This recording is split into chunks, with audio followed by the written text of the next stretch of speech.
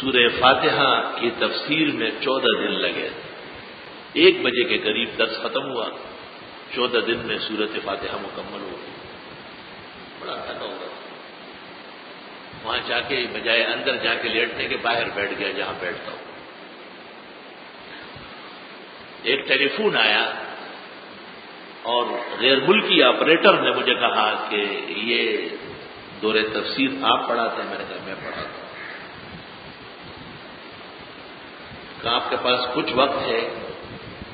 باہر کسی بڑے ملک امریکہ سے ایک انسٹیٹیوٹ کا پروفیسر، سینئر پروفیسر آپ سے تفسیر سے متعلق بات چیت کرنا چاہتا. میں ویسے تو تھکا ہوا تھا، لیکن جب میں نے یہ سنا کہ کوئی تحقیقی اور علمی ادارے کا سربراہ ہے تو میں نے کہا ٹھیک ہے، میں تیار ہوں بات کرنے کے لیے. انہوں نے کہا آپ ٹیلی فون بند نہ کریں، دوبارہ گھنٹی بجے گی تو وہی اٹھائے گا، جو طریقہ ہوتا ہے ان کا. پروفیسر صاحب نے کہا کہ میں یہودی مذہب کا ہوں، لیکن یہاں میں نے ایک سینٹر قائم کیا ہے اور اس میں قرآن کی تفسیروں پر ریسرچ کرا. 300 کے قریب آدمی میرے ہاں ملازم ہیں. بیضاوی اور کشاف پر ریسرچ مکمل ہو گئی.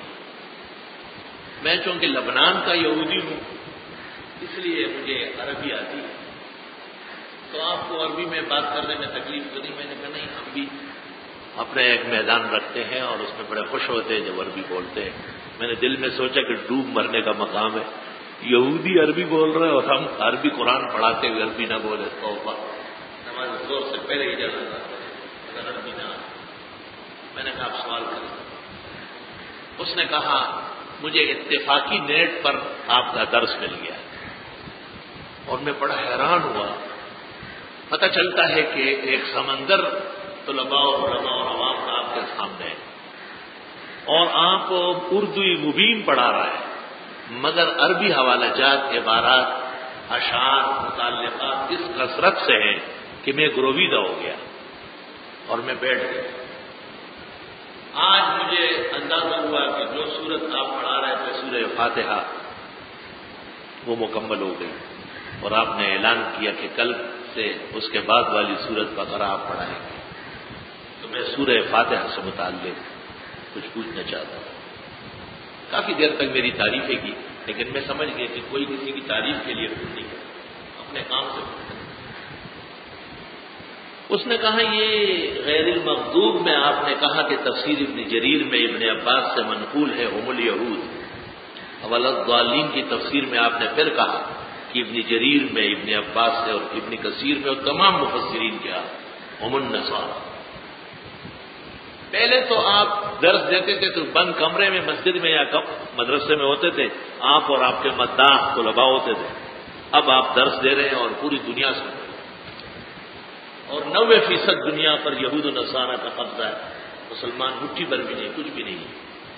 تو آپ اس تفسیر سے ہٹیں گے یا ہمارے مقابلے کے لیے تیار ہوں گے؟ کیا جواب ہے اس کا؟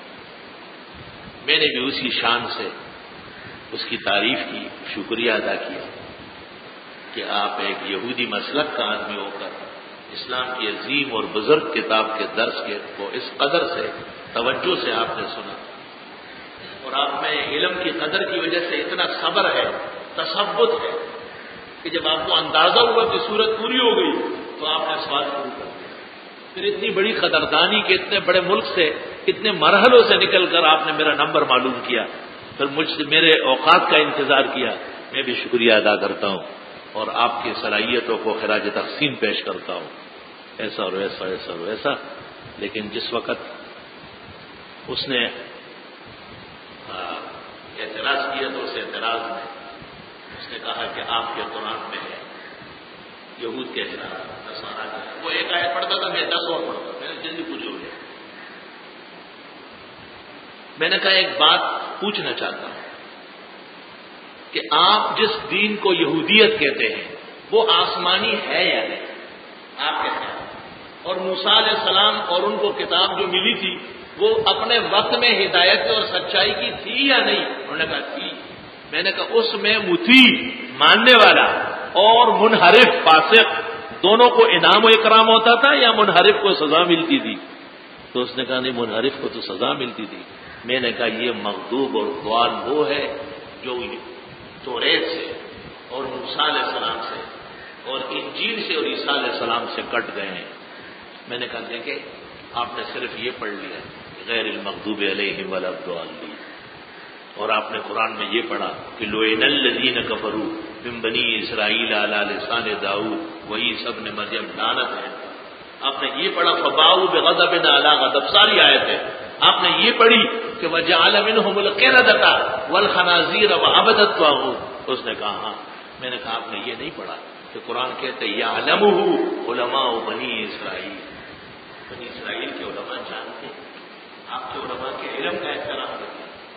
آپ نے قرآن میں یہ آیت نہیں پڑھی لیسوا سواء من اہل الکتاب امۃ قائمہ یتلون آیات اللہ آناء اللیل وهم یسجدون یؤمنون باللہ والیوم الآخر ویأمرون بالمعروف وینہون عن المنکر ویسارعون فی الخیرات واولئک من الصالحین وما يفعلوا من خیر فلن یکفروہ واللہ علیم بالمتقین۔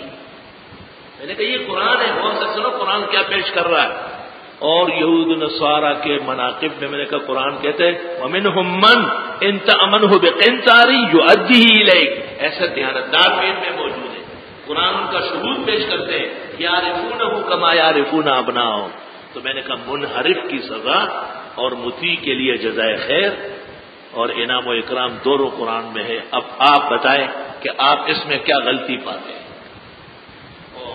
پروفیسر صاحب جو پھوٹ پھوٹ کر رونے لگا، یا شیخ واللہ ما افہمتنی بل جعلتنی داعیا للقرآن والاسلام انشاءاللہ تعالی۔